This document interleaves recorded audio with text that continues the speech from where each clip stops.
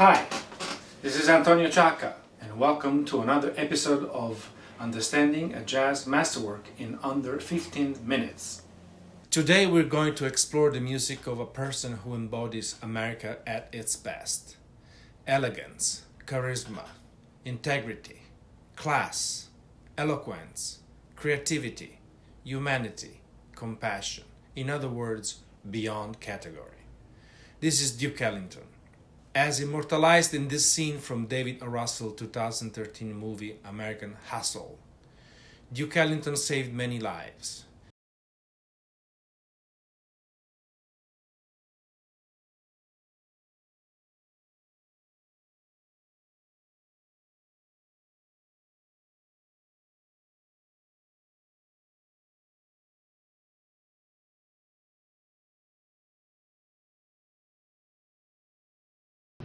The piece we're going to be talking about today is entitled On a Turquoise Cloud. The piece was composed in 1948 for a recital at Carnegie Hall and featured the great Kay Davis, one of the three classical sopranos that Duke used during his career. The first one was Adelaide Hall, that you can hear on a great recording of Creole Love Call. The second was Kay Davis, that we hear on these three compositions, Minnehaha, Translucency, and On a Tarkas Cloud. And the third is the great Swedish-born soprano Alice Babs that we can hear on TGTT, which is one of the pieces from the Sacred Concert. Duke Ellington is unanimously considered the greatest jazz composer in history. As far as I'm concerned, Duke Ellington is considered one of the greatest composers of the 20th century. Duke Ellington was born in Washington, D.C. on April 29, 1899, into a middle-class African-American family. His father was a butler and on and off worked also at the White House. Duke Ellington wanted to be a painter, wanted to be an artist. He had a great talent for figurative art. He won a couple of scholarships, including the Pratt Institute in Brooklyn. When he started to book acts at the White House, to book entertainment at the White House and in parties around Washington, D.C., is when he decided that his piano lessons should morph into a professional career. Duke Ellington starts imitating the great stride piano players, including James P. Johnson and Willie the Lion Smith. And at the beginning of his career, he wanted to be a songwriter. But when work brought him to New York, to Harlem, in the mid-20s, that he decided that he was going to be a band leader and he was going to have his own orchestra. Duke Ellington becomes a staple at the famous Cotton Club between 1927 and 1931, and that's where his orchestra and his sound and his concept takes shape. Duke Ellington loves to surround himself with great soloists, and his compositions are basically tailored around his great soloists. As great soloists go in and out of the orchestra, so Duke Ellington's style adapts to the new soloists. So when Jimmy Blanton comes in and at the ending of the 30s, and when Ben Webster joins the orchestra, then we have pieces tailored written for this soloist, like Jack the Bear for Jimmy Blanton, like Cottontail for Ben Webster. Duke Ellington in the 30s is pretty much the greatest personality in music that we have in the field of African-American music in this country.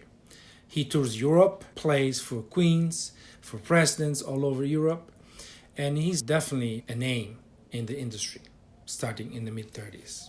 Following the downfall of the big band era, Duke Ellington morphs into a more full-fledged orchestral composer. In the 40s, he started to perform regularly at Carnegie Hall, and he starts to write standard compositions such as Black, Brown, and Beige. And as Ellington's career progressed, his ambition as a composer progressed as well. So he writes sacred concerts and he tours the world constantly. His composition now range from single songs to orchestral pieces to ballet to film score to musical. By the time Duke Ellington passes away in 1974, his body of work surpasses 1,000 single pieces of work. The piece I want to talk about is a piece that Duke Ellington composed in 1948 entitled On a Turquoise Cloud. The piece is structured as a concerto grosso, a little concerto grosso, which means that a small group of players of the orchestra are playing opposite the rest of the orchestra. The piece features the legendary Kay Davis, which is a soprano, is a classical trained soprano, who was born in Illinois in 1920, so this year will be her centennial, and died in Florida in 2012. Duke Ellington wrote 3 pieces for her. The first one is Minnehaha, the second one is Translucency, and the third one is On a Tarkas Club. I think this is probably the best of the 3 pieces, where Ellington used Kay Davis' voice as one of the sonority of the orchestra. The 3 compositions are wordless, so Duke Ellington only focuses on the sound of her voice. The piece is a B-thematic piece. We have 2 distinct sections. Section A, which is a homorhythmic choral-like type of composition, and the B section, which is divided into 2 subsections. The first section is a total feature for Lawrence Brown on mute trombone, and the second part of the B section features Kay Davis and the small group of players, including Ray Nance on violin, Harry Carney on bass clarinet, Jimmy Hamilton on clarinet, and the trombonist, which is not Lawrence Brown. The beauty of this piece, to me, is its length. Everything happens in 3 minutes, and its immense variety of sonority, starting from Duke Ellington's solo piano at the beginning, at the ending of the piece. The ensemble playing of the 3 parts harmony in the section A, where we have the soprano on the top, we have the trombone in the middle, and the clarinet on the bottom, and the fantastic solo section of Lawrence Brown, and the unbelievable contrapuntal writing of the climax of the piece, the B1 section. The climax of the piece in section B1 is obtained by the intensification of the sound layers. Similar to a J.S. Bach Stratofugue, every instrument plays its own line in perfect counterpoint texture. The tension resolves in the last section of the piece, which is similar to the A section except for the length, 7 bars instead of 8, and the slight change in orchestration. In addition to the 3 instruments of section A, soprano, trombone, and bass clarinet, Duke adds violinist Ray Nance, who plays the arpeggios of the chord progression in pizzicato. A fermata on bar 6 prepares the coda, where we hear the initial piano gesture of the intro. This piece is a perfect example of Duke Ellington M.O., modus operandi. Lawrence Brown is listed as co-author of the piece. So what I think happened here is that probably Lawrence Brown came up with a melodic idea, and Duke Ellington gave it a compositional framework so that this melody could stand out and could have a coherent tone as a full-fledged piece. The difference between Duke Ellington and the other jazz composers is that Duke Ellington actually works almost as a tailor, where he tailored his compositions around specific soloists.